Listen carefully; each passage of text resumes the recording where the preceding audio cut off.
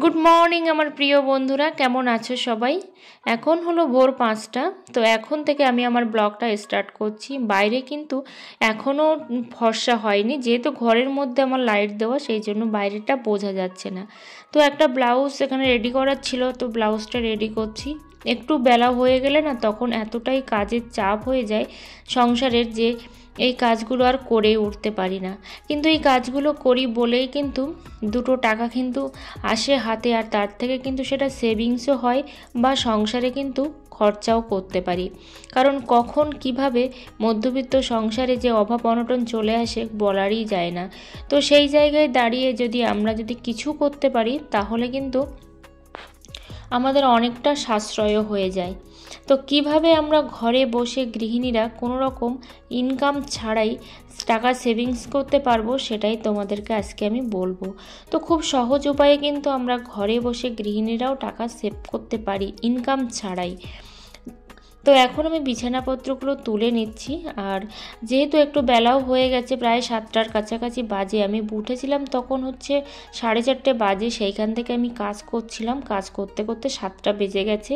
আর যদি আমি সংসারের কাজে হাত দিয়ে দিতাম, তাহলে কিন্তু এই কাজটা আমি আর করতেই পারতাম না, সেই জন্য আর হাত দিইনি। ঘরে বসেও কোনো রকম ইনকাম ছাড়াই কিন্তু গৃহিণীরা বুদ্ধি করে টাকা জমাতে পারি। কিভাবে বলো তো?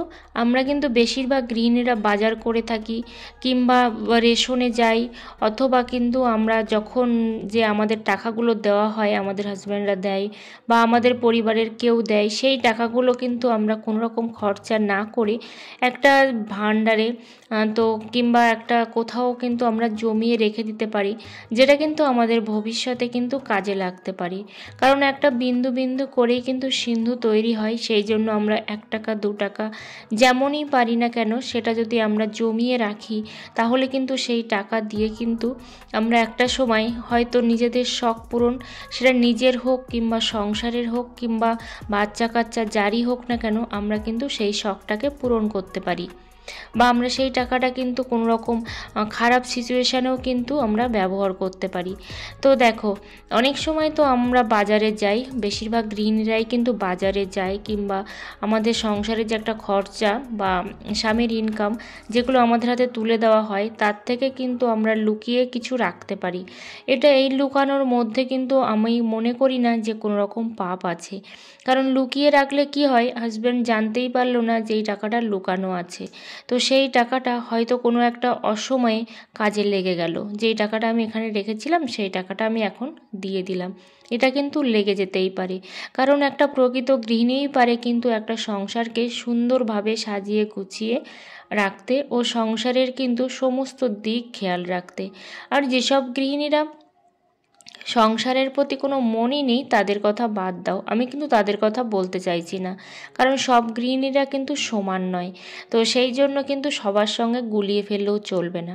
আবার সব হাজব্যান্ডরাই যে তাদের ওয়াইফদের কাছে যে টাকা পয়সা দেবে, সেটাও কিন্তু নয়। তাই সব সময় কিন্তু তোমাকে বিশ্বাস অর্জন করতে হবে, টাকা পয়সা হাতে করতে হবে। কারণ তুমি যত তোমার পরিবারের প্রতি বিশ্বাস রাখতে পারবে বা বিশ্বাস অর্জন করতে পারবে, তোমার ফ্যামিলি মেম্বার্সরা কিন্তু তোমাকে টাকা দেবে। মানে সেটা সংসারের টাকা হোক বা যে কোনো টাকা তোমার কাছে দেবে, তার থেকে কিন্তু তুমি সেভিংস করে একটা বিপদের সময়েও কাজে লাগাতে পারো সেই টাকাটা, কিংবা একটা যে কোনো টাইমে কিন্তু তুমি সেটাকে বের করতে পারো। এর থেকে কিন্তু আমরা অনেক টাকাই জমাতে পারি। আর যেসব গৃহিণীরা কিছু না কিছু ইনকাম করে, তাদের কথা তো বাদই দাও। তো এখানে দেখো, কচুগুলো রেখে দিচ্ছি। তো এই কচুগুলোর যে কী নাম, সেটাই কিন্তু আমি জানি না।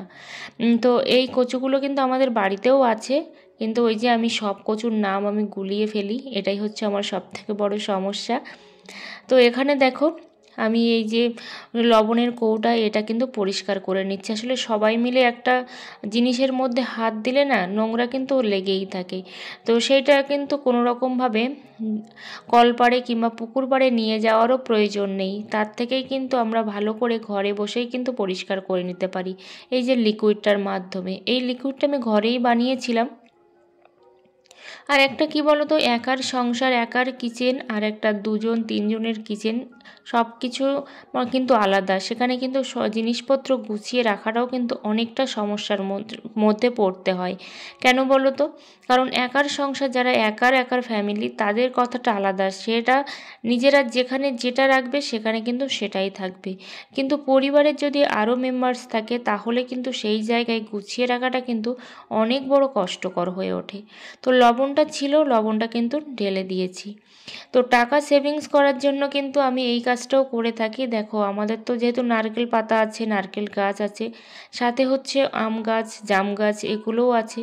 তো তার থেকে কিন্তু অনেক কাঠ এগুলো কিন্তু বের হয়, কাঠ পাতা বের হয়। তো সেইগুলো যদি আমরা জাল দিই তাহলে কিন্তু আমাদের গ্যাসের খরচা 1 মাসে কেন, 3 মাস, 4 মাস, 5 মাসেও কিন্তু দিতে লাগে না। আবার যদি কন্টিনিউ রান্না করি তাহলে তো হয়তো বছরেও দিতে লাগবে না। কিন্তু কন্টিনিউ রান্না করাটাও হয়ে ওঠে না সময়ের অভাবে, কারণ এখনকার মানুষ অনেকটাই ব্যস্ত। কিন্তু যেহেতু আমার রান্নাঘরটা একটু অন্যরকম, মানে এখানে কিছুই রাখা যায় না, সব কিছু বাইরে নিয়ে আসতে হয়, আবার কিন্তু সব কিছু তুলেও রাখতে হয়, সেই জন্য সমস্যায় পড়ে যাই। সবসময় রান্না করাটাও কিন্তু হয়ে ওঠে না আমার। তো এখন কিন্তু রান্নাবান্না করে নিয়ে তারপরে যাব আবার একটা আমাদের সেলফ হেল্প গ্রুপের মিটিং আছে সেখানে। তো সব রকম কাজই কিন্তু করতে হচ্ছে। পায়েল ভার্টিকাল লিখেছে, এটা অনির্বাণদারই মনে হচ্ছে ইমেল। অনুমিতা, ওইভাবে বেলপাতার মালা হয় না। জানি না দাদা ভাই, আমাদের এদিকে তো এইভাবেই বেলপাতার মালা দেয়, সেই জন্য কিন্তু আমি এইভাবেই দিয়েছি। মহাদেবের আকন্দ ফুলের মালা কোথায়? তো মহাদেবের আকন্দ ফুলের মালা এবার দিতে পারিনি, তার কারণ হচ্ছে আকন্দ ফুল খুঁজেই পাইনি। এখন যেহেতু শীতকাল পড়ে গেছে, অনেকেরই কিন্তু সবজি লাগানো হয়ে গেছে। গত বছর কিন্তু আমি অনেক সবজি লাগিয়েছিলাম, এতদিনে কিন্তু আমার সবজি খাওয়ার মতো হয়ে গেছিলো। কিন্তু এবছর ওই যে পেরে উঠিনি, শরীর তো ভালোই না, মনও ভালো না, আর তার সাথে সাথে বাগানটা যে এতটাই ভিজে যে আমরা কিন্তু সবজি লাগাতে পারিনি। তো তারপরেও দেখো, একদিনই সবজির জন্য ক্ষেত রেডি হয়ে গেছে, সাথে হচ্ছে আমাদের উঠোনও রেডি হয়ে গেছে। তো এইভাবে একটু কষ্ট করে যদি কাজ করা যায় তাহলে কিন্তু 1-2 দিনের মধ্যেই করা যায়। এর থেকেও কিন্তু আমাদের অনেকটাই সেভিংস হয়, সারা শীতকাল জুড়ে কিন্তু আমাদের সবজি না কিনলেও চলে। এই যে লাগাচ্ছি, এই সবজিটাই কিন্তু আমাদের খাওয়া হয় সারা শীতকাল জুড়ে, সাথে কিন্তু অনেক আত্মীয় স্বজনদেরকেও আমরা দিই এই সবজি। কেন বলো তো? যে আমাদের তো অতিরিক্ত হয়ে যাচ্ছে সেই জন্য।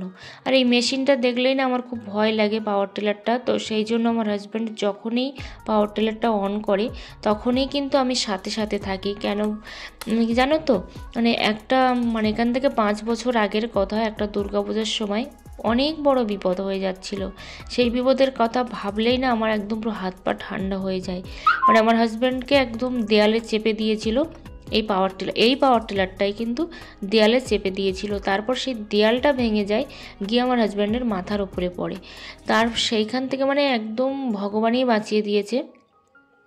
সেইখান থেকে যখনই পাওয়ার টিলারটা অন করে তখনই কিন্তু আমি ওর ধারে গিয়ে দাঁড়িয়ে থাকি। আর হচ্ছে ওই কান চাপা, পাওয়ার টিলারের যে কান চাপতে হয়, অনেক কিছু চাপতে হয়, সেগুলো টুকটাক করে ধরাটা শিখে গেছি আমি। কারণ এগুলো আমার মনে হয়েছে যে শিখে রাখা দরকার, সেই জন্য শিখে রেখেছি। তো দেখো, এদিকে কিন্তু আজকেই ক্ষেতটা চাষ করে আজকেই কিন্তু দেখো এখানে ওলকপি, ফুলকপি, বিটকপি এগুলোর চারা কিন্তু বসিয়ে দিয়েছি। বাঁধাকপির চারাটা যদিও পাইনি, সেই জন্য বসাতে পারিনি। দেখি পরের হাটে যদি পাওয়া যায়। এদিকে তো আমাদের আবার হাট ছাড়া কিন্তু পাওয়া যায় না, যেহেতু গ্রামে কিন্তু সপ্তাহে 2 দিন, মানে আমাদের 2 দিন হাট হয়। তো সেই জন্য কিন্তু হাটেই পাওয়া যাবে। এদিকে আমি কিছু দানাও ভিজাচ্ছি, দেখো লঙ্কার দানা ভিজাচ্ছি। তো লঙ্কার দানা ভিজাতে গিয়ে দেখলাম এর মধ্যে হচ্ছে 2টো বাটি। আসলে এতটাই টেনশনের মধ্যে দিয়ে যাচ্ছি যে সব কিছুই না উল্টে পাল্টে যাচ্ছে। আর তারপরে দেখো এখানে কিন্তু আমি ধনেও এখানে ভিজিয়ে নিচ্ছি। ধনের আমার গাছ বেরিয়েও গেছে, কিন্তু এই ধনেটা আরেকটু বেশি করে দিলাম, কারণ ধনে হলে না বাড়িতে বেশ খাওয়া যায়, তার সেন্টটা পুরো আলাদা হয়। আরও অনেক দানা নিয়ে এসেছি, সেগুলো আর তোমাদের সঙ্গে এখনও শেয়ার করিনি। এখন বসাবো চা। যেহেতু আমাদের গায়ে অসহ্য চলছে, সৎমত বসেছে আমাদের বাড়িতে, তো সেই জন্য সবার জন্যই চা বসাচ্ছি। আসলে পরিবেশটা আমাদের পুরো থমথমে হয়ে আছে, কিছুই ভালো লাগছে না, তার মধ্যে দিয়েও কিন্তু চলতে হচ্ছে, ফিরতে হচ্ছে। আমি এর আগে একটা ব্লগে শেয়ার করেছি যে আমার একটা দেওর মারা গেছে। তো তার জন্য আমার হাজব্যান্ড তো প্রচণ্ডভাবে ডিপ্রেশনে আছে, প্রচণ্ডভাবে, যেহেতু ছোট, তো সেই জন্য। আর তাছাড়াও হচ্ছে মানে একটা অকাল মৃত্যু যেটা বলে। তো এখন আমি বানাচ্ছি দেখো রুটি, যেহেতু ওদিকে চা বসিয়েছি, চাটা দেবো সবার জন্য, আর সাথে আমি রুটিও করে নিচ্ছি। আসলে ভাত না তেমন খাওয়ার মানুষই হচ্ছে না, 3জন মানুষ, তো তারপরেও কিন্তু ভাত থেকেই যাচ্ছে, সেই জন্য এখানে আমি একটু রুটিও করে নিচ্ছি। বাইরে যে একেবারে সন্ধ্যা হয়ে গেছে সেটাও না, কিন্তু অনেক কাজ থাকে সন্ধ্যাবেলা আমার, যেমন ভিডিওর কাজ থাকে, সাথে হচ্ছে আমার টেলারিংয়ের কাজ থাকে, আবার মানে সব রকম মিলিয়ে মিশিয়ে অনেকটা কাজের মধ্যে দিয়ে যায়। তো একটু কাজগুলো একটু গুছিয়ে তাড়াতাড়ি করে নিলেই কিন্তু বেশি সুবিধা হয়। সেই জন্য আমি সবসময় চেষ্টা করি যে আমার সংসারের কাজগুলো তাড়াতাড়ি করে ঝটপট করে গুছিয়ে করার। তো দেখো কয়েকটা কিন্তু রুটির যে দলা বা গোল গোল বা লেচি যেটাই বলো না কেন সেটাই কিন্তু বানিয়ে নিয়েছি। এখানে আমার চায়ের গ্লাসটাও দেখো রেডি হয়ে গেছে, একটা বাচ্চা এসেছিলো তো ও হচ্ছে রেডি করে দিয়েছে। তারপর চাটা এখন আমি ঢেলে নেব। চাটা হয়ে গেছে অনেকটা আগে, কিন্তু আমি দিতে পারিনি সবাইকে, তো সেই জন্য এখন আমি দিয়ে দিচ্ছি। আর বাইরে বোধহয় অনেকজনই আছে, তবে শ্রাদ্ধ হবে, কিন্তু শ্রাদ্ধে কিন্তু কোনো লোকজন খাবে না, ওই যে বাচ্চাদেরকেই বলা হয়েছে, বোধহয় 30-40 জন বাচ্চা, মানে খাওয়ার মতো সিচুয়েশান কারোরই নেই, এমন একটা সিচুয়েশান, মানে এমন একটা মানসিকভাবে সবাই ভেঙে পড়েছে। তো দেখো এখানে আমি এবার রুটিটা করে নিচ্ছি, আর তো চাটা আমি দিয়ে দিলাম, সবাইকেই দিয়ে দিলাম, আমি যাইনি, আমার হাজব্যান্ডকে দিয়ে পাঠিয়েছি। আর এদিকে আমি রুটিটাও করে নিচ্ছি। খুব একটা ভালো রুটি আমি পারি না, তারপরেও কিন্তু চেষ্টা করি। তবে জানি না এরপরে আর তোমাদেরকে ভিডিও ঠিকঠাক করে দিতে পারবো কি না, কারণ প্রচণ্ড একটা প্রেশার পড়ে যাচ্ছে, যেটা আমি কিন্তু সামলে উঠতে পারছি না। সেই জন্য বুঝতে পারছি না যে ঠিকঠাক করে আমি তোমাদেরকে ভিডিও কি শেয়ার করতে আদৌ পারবো নাকি পারবো না। তো তোমরা অনেক ভালো থেকো, অনেক সুস্থ থেকো, আর এভাবে সবসময় আমার পাশে থেকো, আমার সাথে থেকো। তো দেখো এখানে কিন্তু আমার রুটি হয়ে গেছে, আর আমি এখন রুটিটা কিন্তু ঢেকে রেখে তারপর আমি কাজে বসবো। মাঝখানে 3 ঘন্টা কেটে গেছে, তারপর খাওয়া দাওয়া কমপ্লিট হয়ে গেছে রাতের। আর এখন যেহেতু শীতকাল, তো সেই জন্য কিন্তু আমি সবসময় কাজগুলো গুছিয়ে রাখার চেষ্টা করি, যে সকালবেলা যেন বাসনপত্র ধোয়ার কাজটা খুব কম হয়। তো মাঝে মধ্যে ধুয়ে রাখি, আবার মাঝে মধ্যে কিন্তু ধুয়ে রাখিও না। তো এখানে সব কিছু আমি একদম পরিষ্কার করে রেখে দেবো, যাতে করে আমাকে সকালবেলা যেন এই কাজগুলো না করতে হয়। কারণ এই সেলাইয়ের কাজ সকালবেলা উঠে করি, তো ভোরে উঠে আমি ওই কাজটা আগে করি, তো তখন আর এই কাজগুলো না ঠিকঠাক করা হয় না। আর শীতকাল মানেই কিন্তু একটা অলসতা কাজ করে নিজের মধ্যে, শরীরের মধ্যে, সেই জন্য কিন্তু একটা কুড়েমি কিন্তু লেগেই থাকে।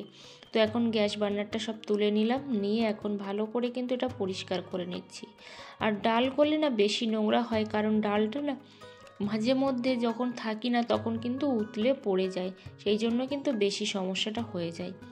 আর যেহেতু উনুনে ভাত করা হয়েছিল, সেই জন্য কিন্তু উনুনের কালিটাও একটু লেগেছে এখানে। তো দেখো ভাত খাওয়ার পরে এখানে টেবিলটাও কিন্তু মুছে নিচ্ছি, মানে আমার মোটামুটি কাজ বাজ আজকে আমি রেডি করে রান্নাঘরে তারপরে কিন্তু রেখে দেবো, বাসনপত্রগুলো এখন ধুয়ে নেব। তো শীতের সকাল মানেই বুঝতে পারছো প্রত্যেকটা গৃহিণীর কতটা কষ্ট হয় শীতের সকালে। সেই জন্য সবসময় যদি এরকম একটু বুদ্ধি করে কাজ করে গুছিয়ে রাখা যায়, তাহলে কিন্তু আমাদের খুব একটা মন্দ হয় না, আমাদের খুব ভালোই হয় সেই কাজগুলো তাড়াতাড়ি সারতে। কারণ আমাদের যখন এনার্জি থাকে না তখন কিন্তু কাজগুলো করে রাখা উচিত, এনার্জি যখন থাকে না তখন কিন্তু আর কাজ কোনো মতেই আমরা করে উঠতে পারি না। তো সেই জন্য যখনই আমি এনার্জি পাই তখনই কিন্তু কাজ করে একেবারেই গুছিয়ে রাখি। তো থাল বাসন ধুতেও একটু সমস্যা হয়, যেহেতু বেসিন নেই, তো এইভাবে কিন্তু আমাকে ধুতে হয়, কী আর করা যাবে, মানুষ তো কলপাড়ে এভাবেই ধোয়, তাই না বলো? যাদের কলপাড় আছে, আমাদের তো কলপাড় নেই, তারা তো এরকমভাবে জল টেনে নিয়ে তারপরেই তো ধোয়াধুয়ি করে। তো আমাদের আর সমস্যা কোথায়? সমস্যা মনে করলেই সমস্যা, সমস্যা মনে না করলে কিন্তু কোনো সমস্যা নেই। তো এখানে দেখো সমস্ত জিনিসপত্রগুলো আমার ধোয়া হয়ে গেছে, তারপর এখন সব উপর করে দিয়েছি, দিয়ে কিন্তু একটা গামছা দিয়ে আমি এটাকে ঢেকে দেব। আর এই গামছাটা কিন্তু আমার বিরিয়ানি যখন করি তখন কিন্তু ঢাকার কাজে লাগে। তো এইভাবে ঢেকে রাখলে আর কোনো রকম পোকামাকড়ও লাগবে না। সবাই ভালো থেকো।